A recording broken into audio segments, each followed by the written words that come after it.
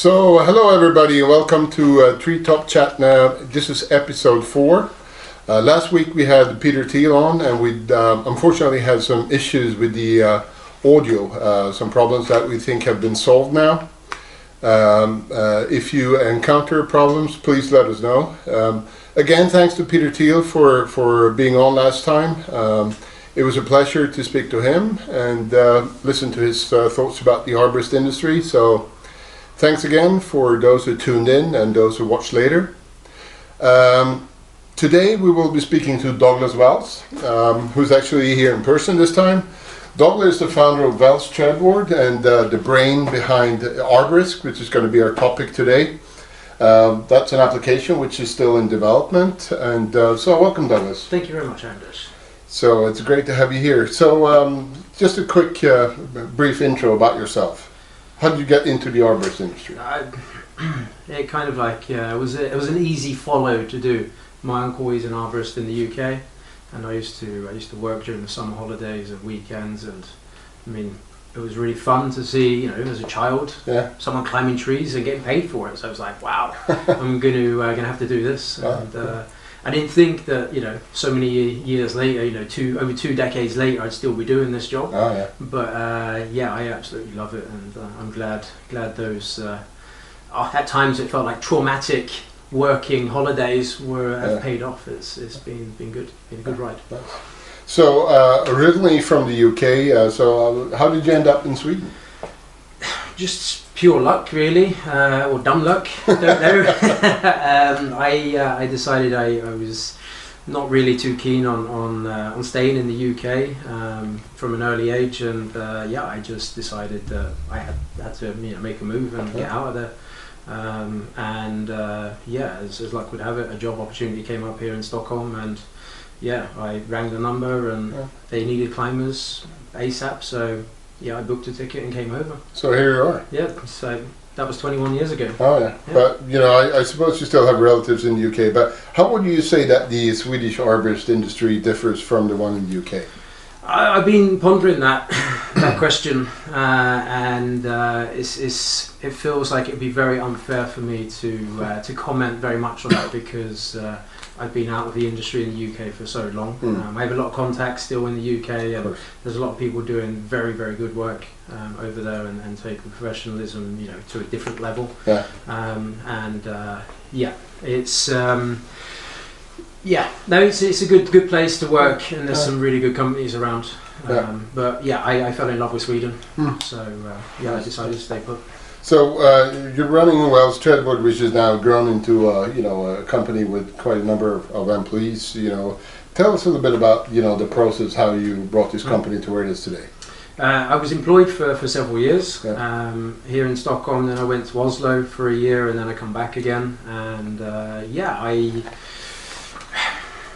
wasn't planning on starting my own business, because I was quite happy where I was. But different things moved along, and I decided to start my own company, and started it with the foundation of that we wanted to provide tree care and help to people who actually wanted to care for their trees. So we try to emphasize much of our work for actual caring for trees and conflict solution. So obviously we do fell trees as well, but we have a passion for trying to fix problems and create something else and help all the time. It's emphasis on just moving ahead and not always thinking about the financial side of it. There's been times where we've just worked for free just because we wanted to help people who have no opportunity to do it, to pay for it. So that's very nice. Yeah.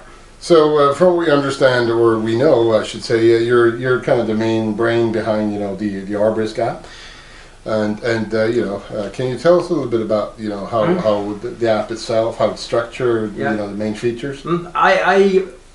If my one of my partners is watching, the one who actually is the programming brain behind it, he's the key person. But you have the ideas. Right? It's been a work in progress for quite a few years,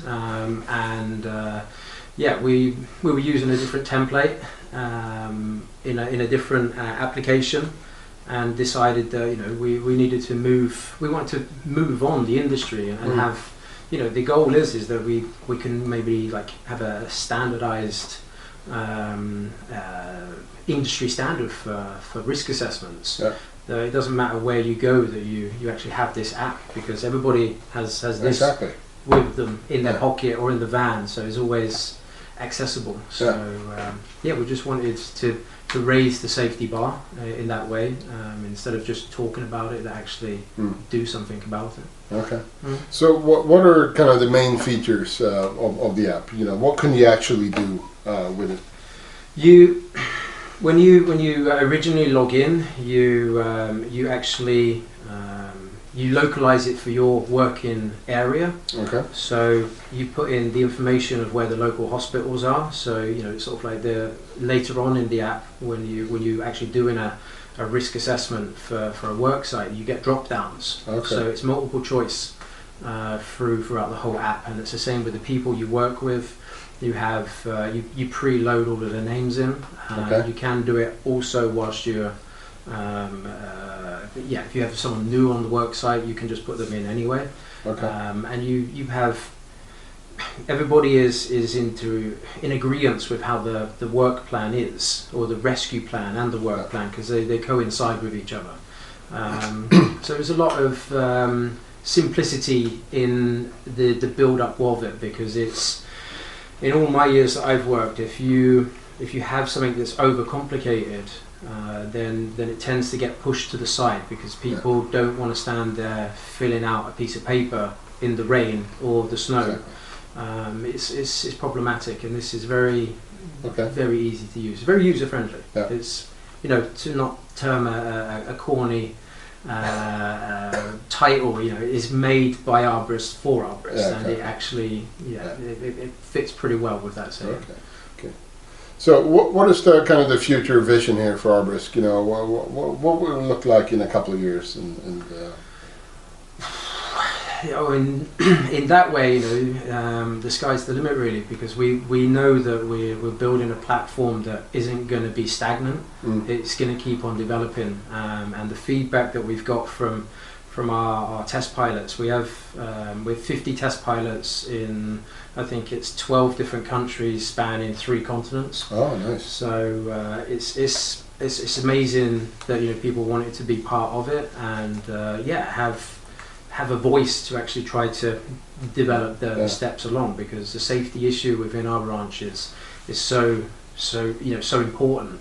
And if you don't follow a certain safety procedure, then it can have a detrimental effect on how we all have to work in the future, because if you're cutting corners and taking chances, then things can happen which restricts to people who don't want to be restricted in that way. So it's quite interesting. So I suppose then that you have had a lot of good feedback from the beta users, if you want to call them like that. Sorry, say again. I suppose you have had some good feedback from the 50 beta users. Yeah, we've had fantastic feedback from people, and the survey we put out, we didn't get answers back from everybody, all of our testers on the survey, but very, very positive feedback on the survey. Very honest feedback as well. Not everybody has enjoyed the interaction with it, which we can't expect everybody to like it. And the best thing has been that everybody who's used it, by people who are involved in Wells Trädvård, there's been only 2 people who've got full-on instruction from me of how to use the app. Okay. And everybody else who's testing very intuitive. Yeah, they've had to find their own way, and the feedback that we got was very, very positive from people. Nice. It was fantastic. Very nice. I think we have some questions. Somebody?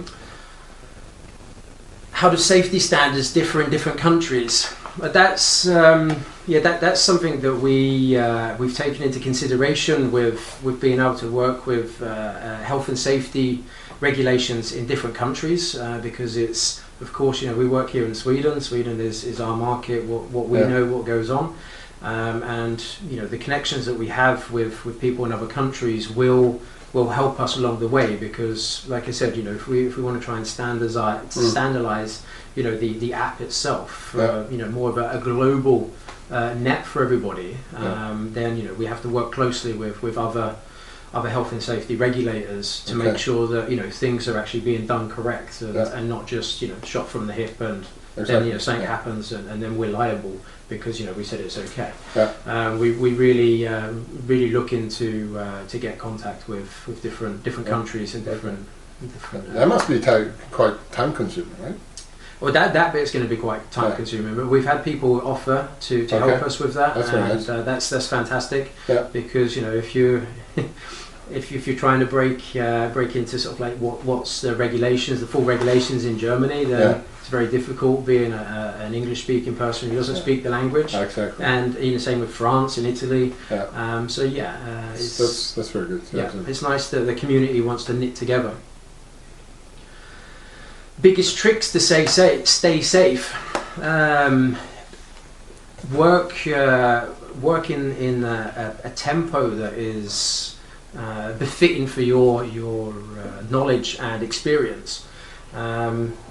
Don't work if you're feeling tired, if you're feeling hungry, worn out. The stress momentum in our work is phenomenal when you start actually looking at it.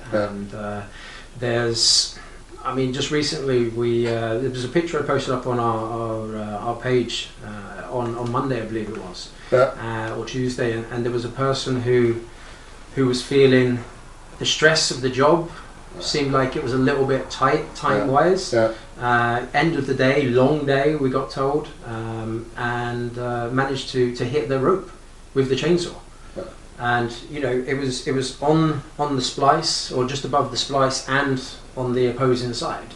So that person got very, very lucky, and it's those kinds of things. That's what you need to think about to be able to work in a safe context. When you take a lot of the stress away, the stress that comes from either yourself, can be from other crew members, or from your boss, or anything like that. You really need to take that into consideration and push it to the side. It's irrelevant. We can always come back tomorrow. Exactly. Yeah. If the boss says you've got to get it done today, it's like, why? Why do we?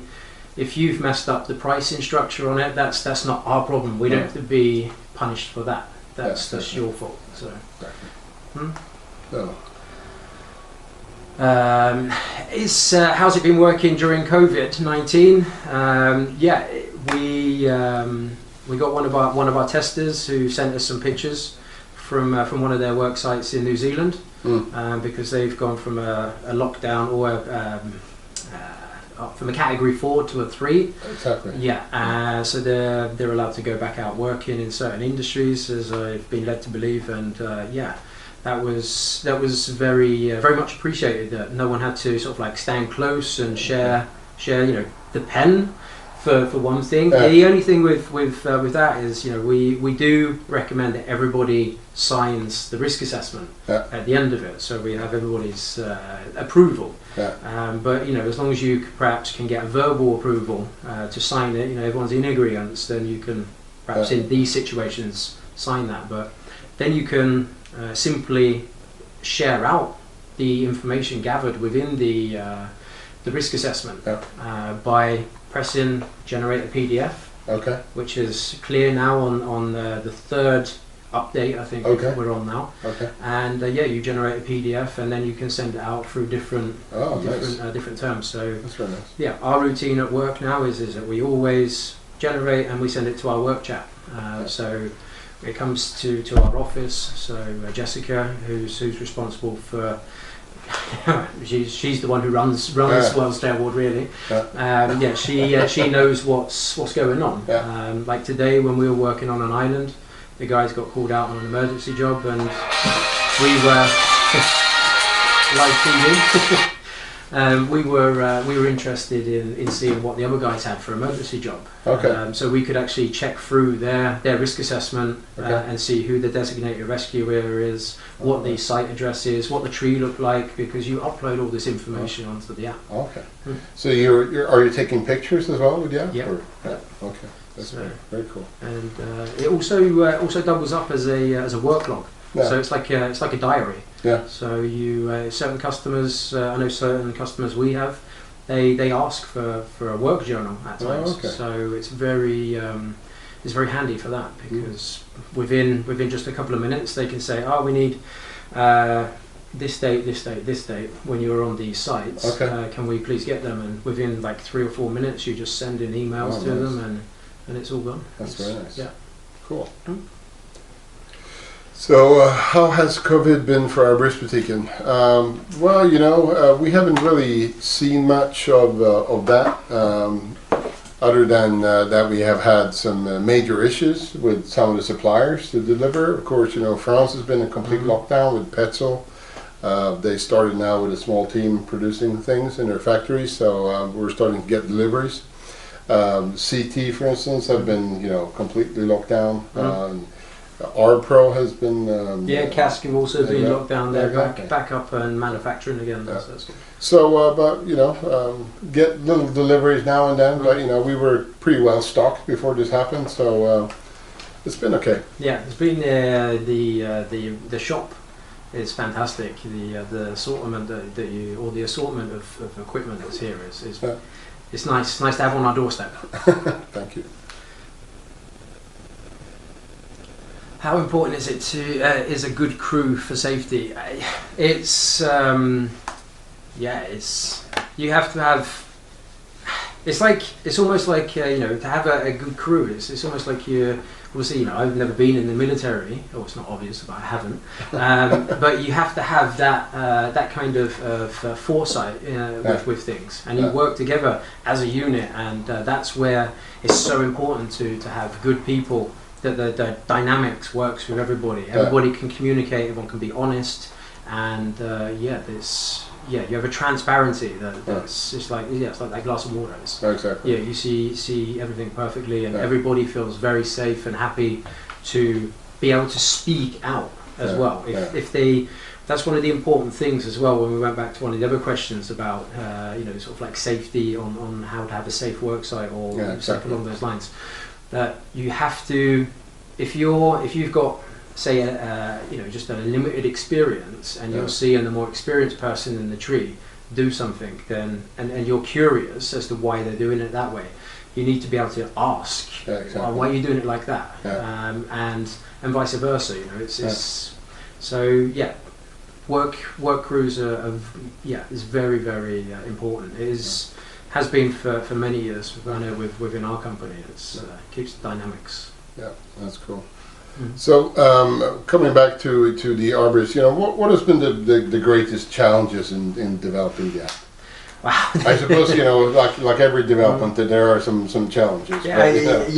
There's right. I couldn't believe that it'd be that hard to build an app. I mean, seriously, play Angry Birds and Candy Crush and all these other things. It's sort of like you're just pressing stuff. It's an easy platform. I was googling, build an app for dummies, because when it comes to me and technology, I have a tendency just to click and not read. I just press OK, and then before I know it, my computer's frozen and I don't know what's going on.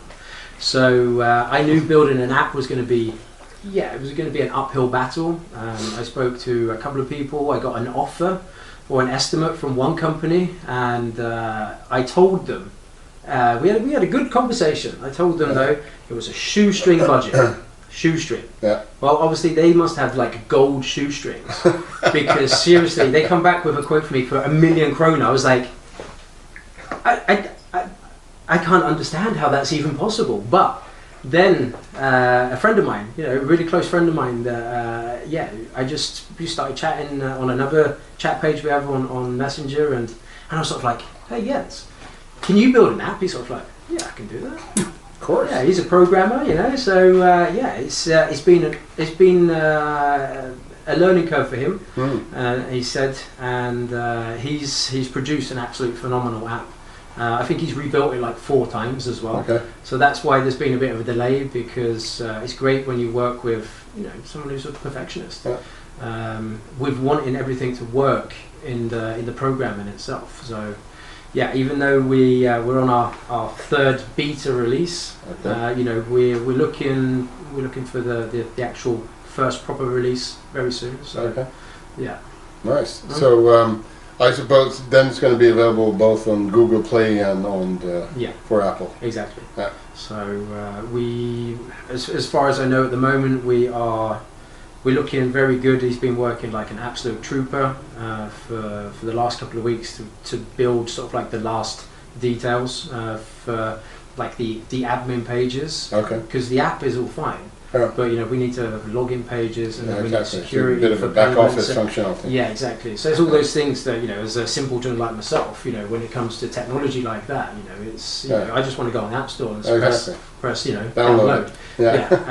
But it's a lot more work that goes to it, and so by the end of this month, Okay. bearing on sort of like if Apple approve everything quickly, and if it goes through on Google. Oh, that's right. Because we had a typo on one of for iTunes. Okay. Where it said ass instead of assessment. Just a simple typo in the policy, and it got rejected because it picked up on the word. Oh, and so it pushed everything back with the release for the beta testing on Apple for 2 weeks. So it was quite amusing, but it's been fun. Is there any more questions from the audience, or? We just have one here from Matthias Hultman, and he's just saying that he loves what Arbrisk is doing for the industry, making it easier and safer to work. Perfect, just thank you. Just a piece of appreciation. Okay. Is there anything you want to add? No, I don't know. I could speak all day, but people got their Friday nights. Soon coming out anyway, so there'll be exactly. plenty of opportunity for people to download it and try it out. Yeah, exactly. I mean, if anyone who isn't actually following the Arbrisk page, then you can just go in and see actually how the app works in certain ways, because we have a few sort of like just teaser videos, which are both linked on Instagram and Facebook. Okay. We haven't wanted to put out a full video because it's like 3.5 minutes long, because that's how long it takes to do the app or to do the assessment. Yeah. So it's there's no excuse for not doing. Yeah. So people tune into that.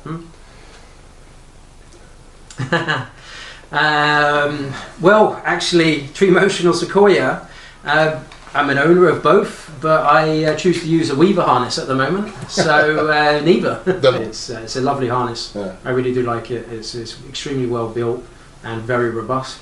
But when it comes to, back to the question, a TreeMotion or a Sequoia, then I would have to go with a TreeMotion. I think I'm on my 4th TreeMotion. Okay.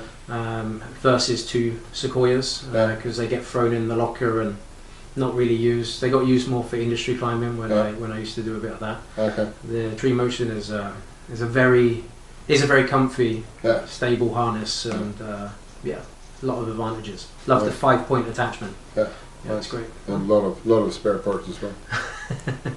Is that Victoria? Mm-hmm. Weaver. Yeah. No, it's it does exactly what it says on the box. It's it's a very, very durable hardcore harness.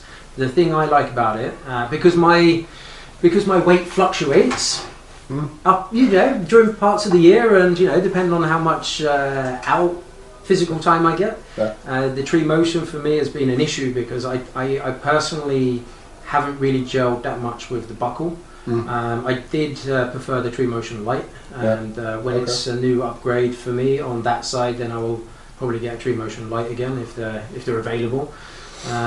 Because of the buckle system, you're having to adjust it all the time. Yeah, I know, especially on the leg loops, right? The leg loop, I've never adjusted the leg loops. Okay. I take it out of the box and put it on, and it's fine. I think on the new ones they have the Cobra buckles from Australpine. Okay. Yeah. But the Weaver harness, it's like another harness I got, this San Marino Don Blair. It's a very old harness with like an orthopedic back support as well. It's really good. You can get it really tight, because it actually has a belt. So you're aiming for a certain hole. Yeah, exactly. So I went from hole 3 2 months ago to hole 4 now. So I'm like, working it in. But Cool. nah, it's nice with the extra support he gives you around the West. I've been actually looking at some of the Weaver products because I have an agreement with Weaver, so I can buy them. Mm. I'm not sure how many people would be interested because they're quite pricey, but you know they're all hand built in the US. So and they also make the straps for the distal spurs. Okay. So Weaver's very famous old. It's I mean, I didn't know they were handmade. That's one of the things with some of the Teffelberger products, the rope buckets. I didn't know that they were handmade. Oh, they're hand built. And it gives you a different appreciation for the product and then the price. I saw them made in January down in Vicelli actually, Cool. Yeah. Any more questions? Okay, everybody, that was episode 4 of the Treetop Chat with Douglas Wells here. Make sure that you check out Arbrisk and keep an eye on the launch date once it's announced. Thank you, Douglas, for coming out today. It was very interesting to hear about the Arbrisk and a bit about Wells as well. On Sunday, we have a bit of a Sunday special here with Peter De Vries from Canada. He's an arborist, a firefighter, and a certified splicer. So he's going to be on 4 p.m. on Sunday. So tune in while you're sitting in your sofas with a cup of coffee and cinnamon roll or whatever. I'll be watching. Yeah. So thanks everybody for this time. Have a nice weekend. I'll see you back on Sunday. Thank you. Thank you.